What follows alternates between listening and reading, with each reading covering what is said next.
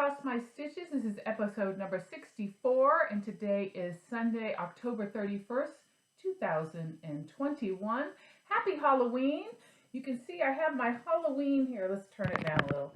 Got my glow-in-the-dark Halloween shirt on. I've had this for many, many years. I made this, oh my God, it's been at least 10 years. This is iron-on that I did, much like Athena does, the stitching goddess. I have my own die cutting and press and stuff and made shirts. So I made that one many years ago, and this is the one I like to wear for Halloween. So I'm wearing that today. And I know I said I wouldn't be back for a month, but I had some things I just had to share with you, and I wanted to jump on here just for a short video, maybe 20 minutes or so, and share some things with you that I thought would be so important and valuable to you to share. So the first thing is, before there was a major thing that I wanted to share, but the first thing was I wanted to talk about framing your items, you know, because I'm all about giving out good tips and stuff. And there was a few things I wanted to share on my last episode 63 that I just forgot about. I just didn't do it, and I'm like, that was dumb. I should have shared that information because it's great information on framing your pieces and how to get frames. So I talked about the fact that I got a frame for my welcome series, my the drawn thread. So this is it here. This is Welcome Spring, and it's long and skinny. So something very difficult to get a frame for unless you're going to pay to have it framed. I don't like to pay to have it framed. I'd rather buy fabric and floss and patterns than to pay for framing.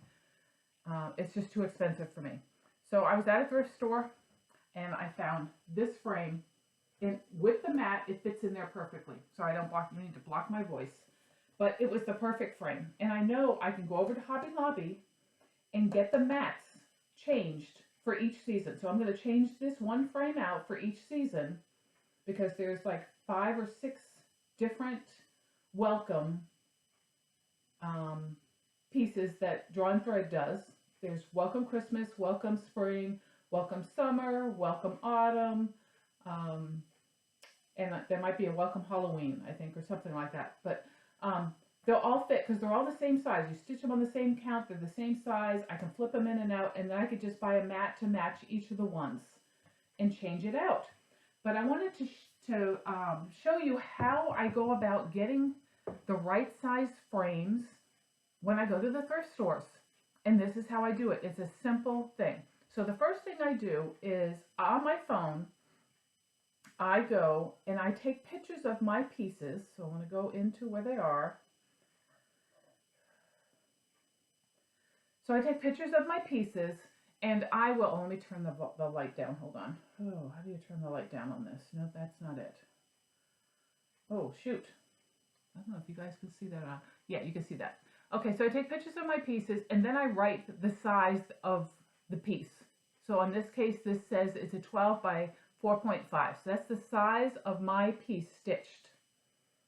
Okay, and I can see my whole design there. So I can see what colors it is. I can see the color of the fabric, and I can kind of guess what kind of frame that I want for it. The second thing that I do is I take a piece of wrapping paper, whether it's brown wrapping paper, Christmas wrapping paper, whatever, and I cut out a piece of paper the size of my design.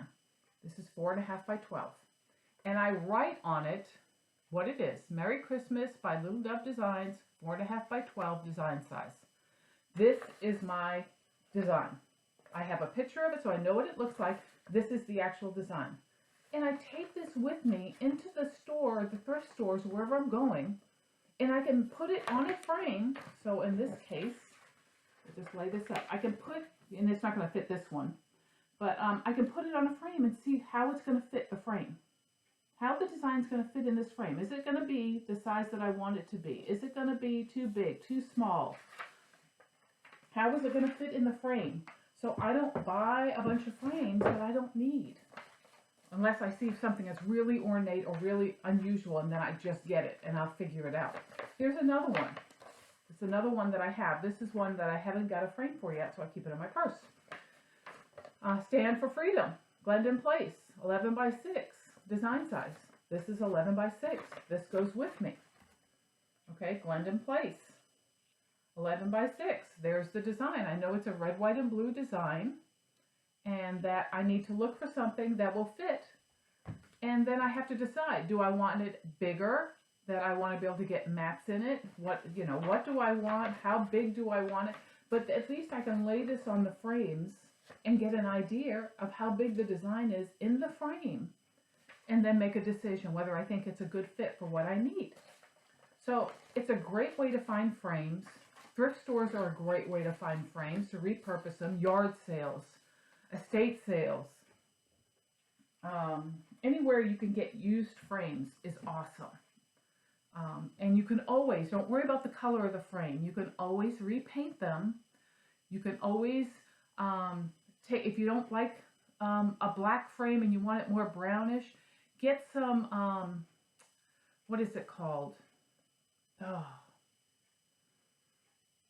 they have some waxing paste that you can lighten wood up with or paint up with. They have, I have some tubes of metallic, I can't remember what it's called. It's like, oh, I can't remember right now. I wish I could. But there's stuff you can put on top of paint to dull it down, to bring it up. There's certain things you can do, or you can just paint over the whole thing and change the color. I've changed black frames to white. I've changed white frames to black. The only advice I would give you is if you're planning to use chalk paint, I would not use chalk paint on any frame that is ornate. Chalk paint is a flat paint, and it will dull and flatten the design of a frame. So if it has a lot of grooves and design in it, unless you're going to put, there's like a wax or something you can put over, and it might bring it back out again. But if you just want to be quick about it and you just want to spray down something and go with it, then just get regular paint. And of course, something with a satin or gloss finish, because you want to see all those bends and curves in the design if it's an ornate frame. If it's a frame that is just a smooth wood frame, chalk paint's just fine. Okay, but you don't want to dull out that design. I tried it once. I had an ornate frame. I sprayed it down with chalk paint. You couldn't even tell the frame was ornate. I'm like, whoa. So what I did was I took regular white chalk paint, sprayed it back over it again. That happened to be a semi-gloss. And then, of course, you could see the design, and I used the frame. So that was the first thing that I wanted to share that I had forgotten to share. The second thing was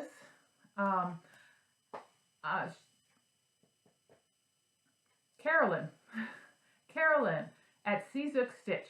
Watched her this morning. If you don't know who she is, I link her below.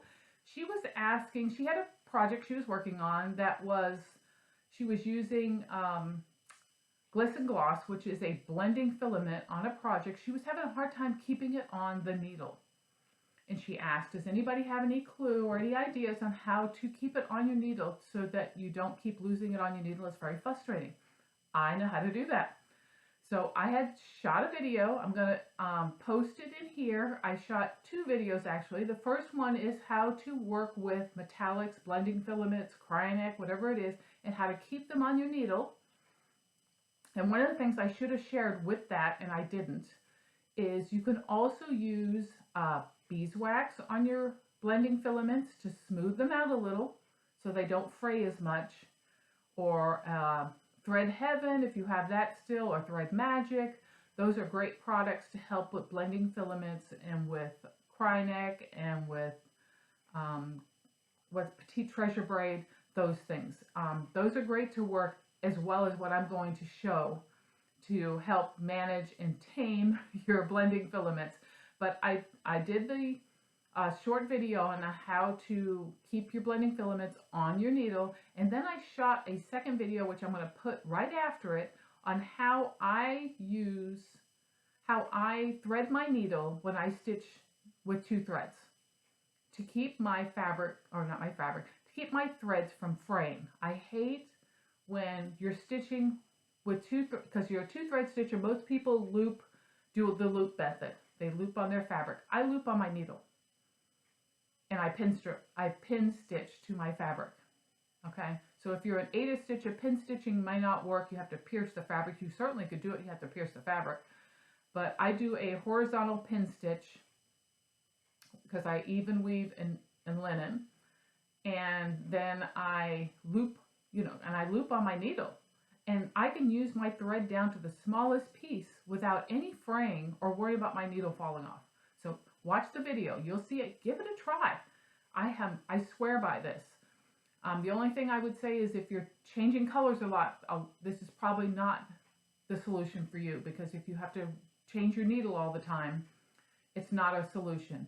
If you have several needles loaded and you can switch off that way, yeah, this will work for you. But if you have to keep changing your needle, then I won't do it if I have to change it all the time. If I'm doing something that's very heavy and changes, I won't do it. But if I'm using if I have a lot of coverage I have to cover, then I loop my needle. So anyway, I'll stop yapping. I'm gonna post that video here. Hi Stitchy friends, I was watching Carolyn Zook on Zook Stitch this morning, and she was working with some Glisten Gloss, which is a blending filament, and she was having a hard time keeping it on her needle, and she was asking if anyone had advice on how to keep it on your needle from falling off. So I'm going to do a demonstration on how I secure it to a needle so that you don't lose your blending filaments or your Petite Treasure braid, your cry neck, whatever metallic type floss that you're using, metallic threads, and make it easier so that you can stitch without losing it off of your needle all the time. So I'm going to demonstrate that now. So I have a needle, I'm using a 24, so it's just a little easier for me to demonstrate so you can see the needle.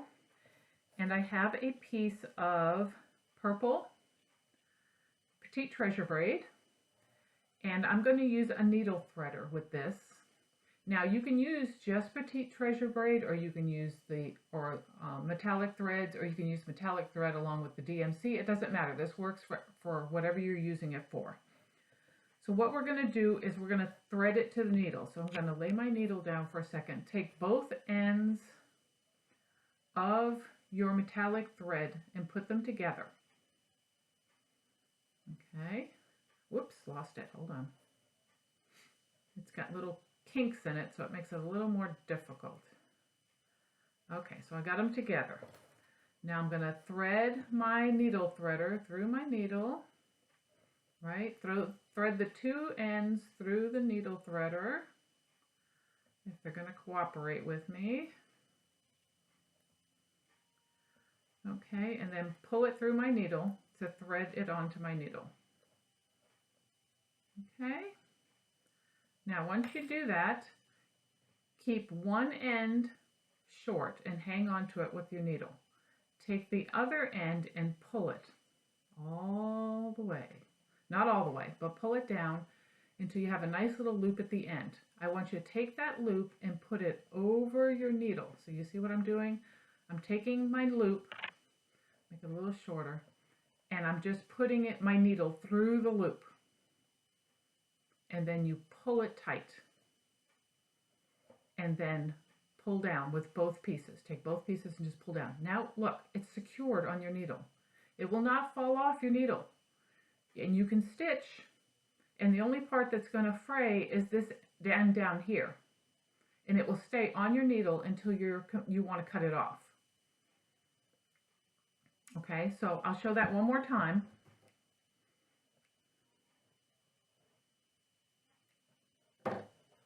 Take this one off. Okay, put my needle there. In fact, I think I'll put my needle on the needle threader. Get that set. Okay. Two ends of your metallic thread together.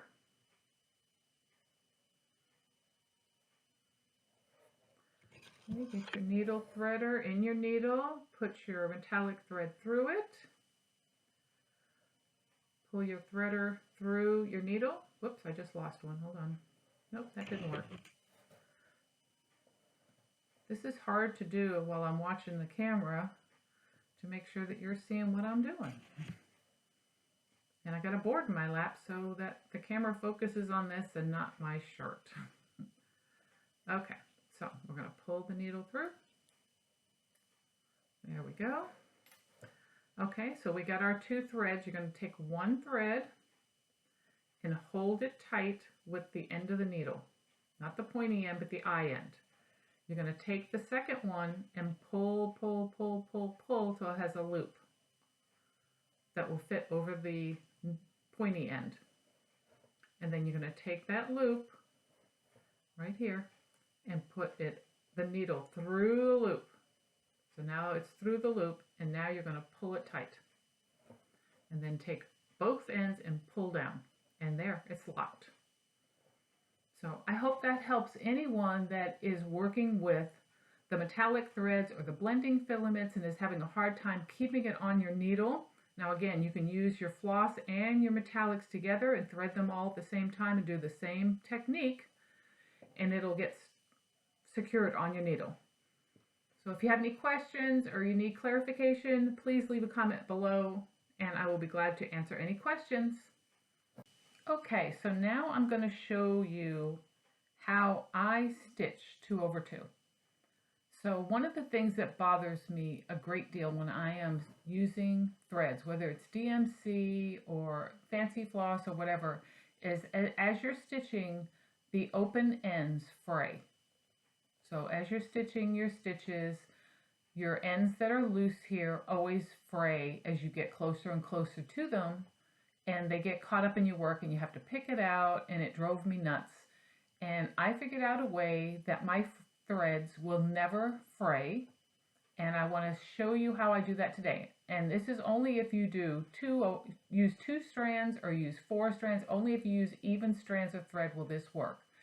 Now I will say that when I stitch, I use a pin stitch. Okay, so I use and you can look that up on the internet, what a pin stitch is, to secure my threads to my fabric. If you're using Ada, you can use the old-fashioned way of just securing your threads through the back of securing your thread to the back of your fabric with a couple of stitches. Pin stitch is kind of hard to do with Ada because you'd have to pierce the fabric. You don't want to do that, but I'm going to show you. This is so simple, and it's similar to what I just showed you with the blending filaments. So we're going to thread my needle,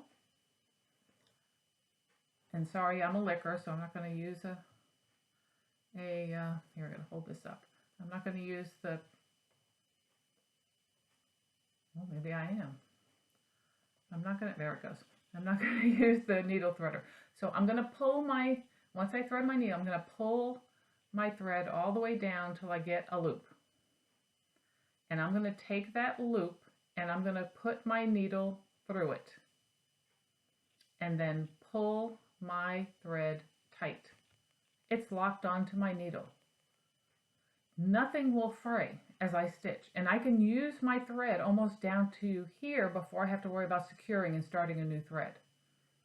So if I'm doing a project, and I use very long lengths, so normally I use my floss, whether it's a DMC or a fancy floss, in 36-inch lengths, and then double them over to 18. That's how, sorry, hold on just a minute. Sorry, I apologize. So I use 1 yard lengths of floss. That's how I pre-cut all my floss, and then I fold it over and make it 18-inch lengths. I like to have long lengths. If you're stitching large areas, or you know you're going to use the whole length of floss, this is an awesome way to do it. If you're stitching 1 or 2 stitches or not using the whole length, you may not want to do it this way, because then you have to get this off the needle. You can get it off the needle, and I'll show you. Hold on, I gotta reach. What I will do is take a second needle, get my arms back up here again, and I just take a needle and pull the little knot that's on here. And see, it'll lift off, and then I can unloop it. But it takes practice. So I try to make sure, if I'm going to use this method so I don't get that fraying, that I use all the floss. So I will stitch whatever areas I need to stitch to use the length that I have to use, or I'll pick it off and go to the next one. But I love the fact that I don't get, my thread does not get all frayed and icky towards the end. I can use it all the way to the end without getting worried about it falling off the needle. It will never fall off the needle as I'm stitching. I'll never lose the needle if I stop stitching. And I don't have to worry about, as I get closer, if it's going to fall off. It's not going to fall off. So give it a try. If you have any questions, please leave a message below. I'll be glad to help you out. So I hope you found that informative, and I hope you guys give that a try. Let me know if it works for you. Give it a try, and then leave me a message down below and tell me how that worked with the blending filaments and then with the 2 threads, how you like that, and if it worked for you, if it didn't work for you, if you had a question or you had a concern it didn't work, leave me a message below, and I'll be glad to answer that for you. So that was the second thing. Shelly, key X stitch. I don't know how many of my viewers watched Shelly. If you weren't watching Shelly, you need to watch Shelly too. She does great. She does a lot of beautiful stitching, and you might have noticed that her channel is missing. For some strange reason, YouTube flagged her channel and pulled it down for some copyright issue, which they can't even tell her why. So she had to restart a channel. Hold on, I need to get a drink. She had to restart a new channel, and her new channel is called It's Only Stitching. All one word. It's is IT''S, Only Stitching. It's all one word. I'm going to link it below. Click the link below and please go over, watch her, and subscribe to her channel. Give her a like and show her some love because she lost all her subscribers. She lost all her content. So that really blows, and we're going to help her out and try to get her back on track again because sometimes YouTube just sucks. So we're going to do that. Let's see, I will talk about that. Okay, so the reason I wanted to jump back on again because I wanted to share with you Mr. Jingles. And because I found a source for Mr. Jingles, and I wanted to share just in case some of you might be interested in getting Mr. Jingles. Mr. Jingles is a kit. This is Mr. Jingles. He has a pattern by Diane Arthurs. He was a gift to me several years ago while I was still in Florida. And somebody wasn't going to stitch him, and they gave him to me. And he is the most adorable snowman, stand-up 3D cross-stitch design ever. There he is. He's got wooden legs that you paint. He's got a platform. He's holding bells in his hands. He's got a hat on with bells on it. He is just like a stand-up, like Needle Nick or any of the others, but he's on a stick legs and stuff. So he is just super cool. And I've been meaning to start him for the longest time. And let me show you what comes in the kit. Okay, so in the warning, okay, just he is stitched on 11 count Aida, and I'm not an Aida stitcher. I don't say anything bad about Aida stitchers. I'm sure at one point in my life I was an Aida. In fact, I was. I can show you old stuff that I was an Aida stitcher, and when I get old, I'm probably going to be an Aida stitcher again because my eyesight's getting worse. And I wasn't crazy about stitching on 11 count, and I was trying to figure out if I was going to try to get some 22 count and do over 2, or if I was going to get maybe 25 count and do 2 over 2. And I just decided I'm going to do it on the 11 count because it's 4 threads. That means doubling up 2 strands and doing my method. And I'm going to enjoy doing it because I don't need a magnifier. I don't need anything. I can take it anywhere and I can see it. So I decided just to do it on 11 count because I think he's going to be friggin' adorable. I'm not worried about it. So he comes with his pattern. He comes full of instructions on how to do him. Instructions. He comes with the Aida, and I've started him, so I'll show that in a minute. He comes with his stick legs. So there's 2 stick legs and his platform. So that's his platform that he'll be put on. So he's quite large. He's going to be I think it's 7 by 14, if I remember correctly. I'm almost sure that's what it is. He's 7 by 14. So this is just the platform. He's got to be put on it. He comes with a piece of foam core board. I'm not sure why that. He comes with all the floss, which was on a floss tag thing, and I've got it all back on thread holders, but he comes with all the floss, and there's extra floss too. So there's plenty of floss. There's all the extra that they send you too. It's all DMC, so easy to replace if you need to. There is twine for the bells in his hat. There's a strip of fabric for his hat. There's bells for his hat and his hands. There's muslin for the back of him. And I think that's it. So there's everything you need to make Mr. Jingles. Okay? And I was so wanting to do him for years. I decided I'm starting him now. Okay, so this is my start. And I started on his hands in the middle. And I started last night. So these are his hands, his snow hands. You can see I started doing the white. And this is the, like the ribbing on his sweater. So he's going to be, you can see he's going to be quite large. This is a large piece of fabric. He's going to be quite large. He's going to be so cute in my winter decorations this year. So I am going to be working on him. And I just thought, I found this woman on eBay because I was trying to find out if there was a Mrs. Jingles, because I really wanted a set. I wanted a Mr. Jingles and a Mrs. Jingles. And so I was hunting. I couldn't find it.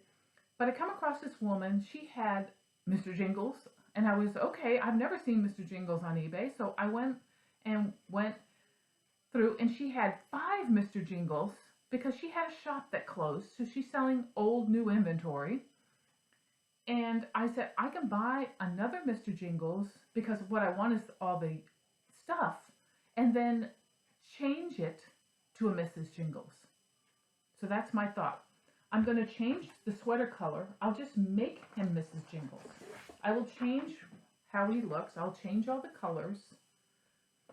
And I'll give her hair. And I'll make her Mrs. Jingles. Now my other thought is, he's got a stitched nose that goes down. That is really cute. But what I think I'm going to do is, I'm going to change that. I'm going to take all this out and refigure how to put his face. And I'm going to make him a nose. A cross-stitch nose that comes out, and then I'm going to attach it to his face. I think that'll be so cool. So I'm going to figure out how to do that, and I might do arms too. I'm still stitching his arms, but I might overlay actual arms onto it so that he has arms that are actual out 3D, you know. So I may do that. But I wanted a Mr. and Mrs. Jingles, so I'm going to figure it out. I'm not going to get them both done this year. I'm hoping I might get him done, so we'll see. I have all winter. But I wanted to share this in case anyone was interested in Mr. Jingles, and then I've tried to figure out, were there more of them? I don't know. So I went and, what did I do with it? When I saw her thing, I found out that there was indeed one other that she was selling, and I took that one too. She only had one of them. And this, the name of her is Charlotte Sugar. Look at, it's a fall one. Isn't she adorable? The same thing, stick legs.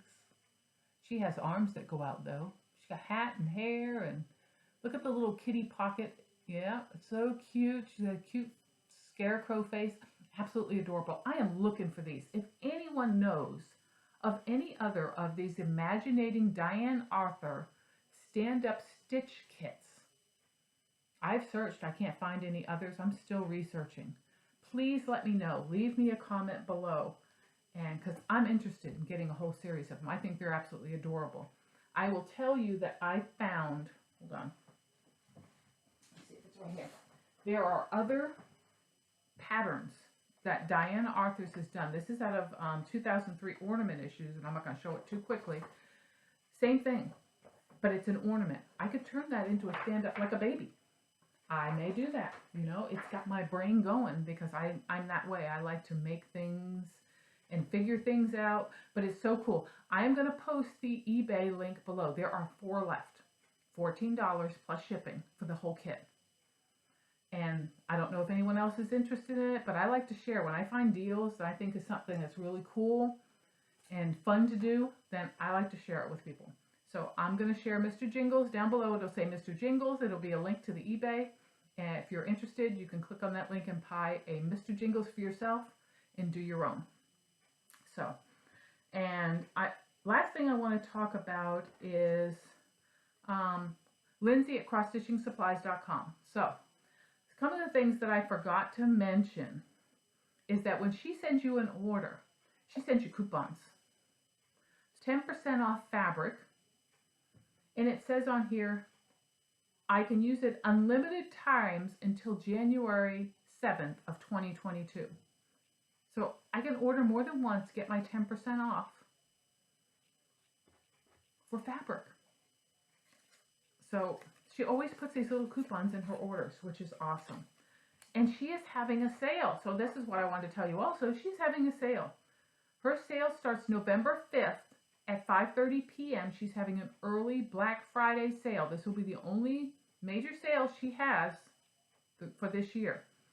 Starts November 5th at 5:30, ends on November 7th. And this is what she lists is going to be. 5% off DMC thread. She sells it normally for 63 cents a skein. She's going to have it 5% off. She's going to have most other items. I'm sure there's some inclusions in that. I'm not sure what they are. Most other items in her shop will be 15% off. Krynic number 4 braid will be 20% off. She will have over 100 colors that will be added to her shop when the sale begins. It's a brand new item for her shop. So if you need some number 4 braid and Krynic, 20% off, over 100 colors. And she also said that shipping will be slower for this sale because she will be inundated with orders. So please be patient. She will not be as quickly shipping out as she normally does, but she will get each and every order out in the order that it is received. Okay? But again, she is an awesome, awesome online store. Please go, and I will link again my link down below so that if you haven't used her before, use my link. You get $5 off your first order, and I will get a coupon for $5 off my next order. So I think that's all I have. Can't think of anything else. I feel like I'm forgetting something again, but I don't think so. If I did, I'll have to wait. So I hope everyone has a wonderful Halloween, a wonderful fall. Oh, and at the end of this video, my husband, oh, that's what it was. My husband took me on a trip this morning through the countryside in Kentucky, took me over to Cumberland Falls. We walked Cumberland Falls, took me the back road through Daniel Boone National Forest, and we're back home. So I'm going to share some pictures of our adventures and all the fall colors in Kentucky. We had a boom of fall color here. It is absolutely gorgeous. It was wonderful to see. And I'm going to share it with you guys at the end. So if you're interested, you can watch that at the end. If you haven't watched episode 63, 1 and 2, you might want to go and watch those because there was something in there you might want to put in for. And also remember, down below there is a Happy Mail link. Anytime you enter a giveaway in my channel, you have to be a subscriber to the Happy Mail link. The Happy Mail link is just asking for your contact information, your email address, and your mailing address. It is used to send giveaways to my subscribers. I don't like to chase people down or say I can't, I left a message, you're not calling, As soon as I know you won, I will announce that you won, and it goes in the mail to you. I don't have to wait for you to contact me in order to send it out. Sometimes life is busy. Someone's on vacation or they're having ill health and they're not online. You will get your prize. You will get the item that you won. You don't have to wait, and I don't have to wait. The other reason for the Happy Mail is because I like to send out random acts of kindness. I like to send out just a card to say, hey, hi, how you doing? Or a birthday card, or a skein of floss to you, or some other thing that I might want to send out. So please fill out the Happy Mail form. You only have to do it once unless you have a change of information. Don't fill it out multiple times. The second thing is, getting dry throat again.